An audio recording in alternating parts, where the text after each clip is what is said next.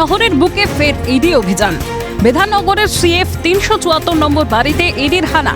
বিহারের ব্যাংক প্রতারণা মামলায় সল্টলেকে ব্যবসায়ীর বাড়িতে ইডির প্রতিনিধি দল। সাত সকালে আবার সল্টলেকে ইডির অভিযান। সল্টলেকের সিএফ ৩৭৪ নম্বর এই বাড়িতে এই মুহূর্তে ইডির অফিসারদের তল্লাশি চলছে।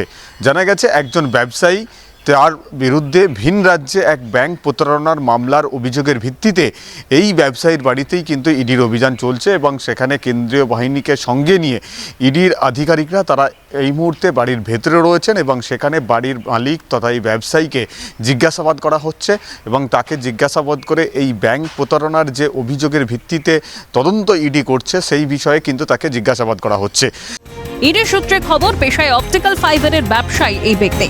সেই সূত্রে বিভিন্ন বেসরকারি ব্যাংকের সঙ্গেও যোগাযোগ তার, সেখানেও তার বিরুদ্ধে উঠেছে প্রতারণার অভিযোগ।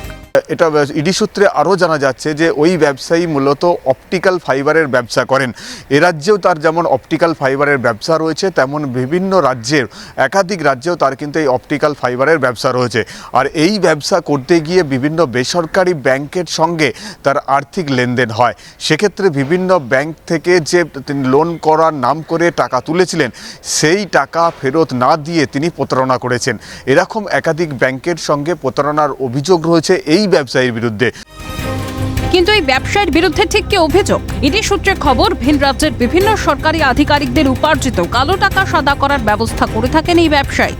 সেই কাজের জন্য কোটি কোটি টাকা আত্মসাতেরও অভিযোগ তার বিরুদ্ধে। সেই টাকা ঘুরপথে বিদেশেও গিয়েছে বলে দাবি ইডির। ক্যামেরায় গোপাল সেনের সঙ্গে মফিজুল ইসলাম, ক্যালকাটা নিউজ, কলকাতা।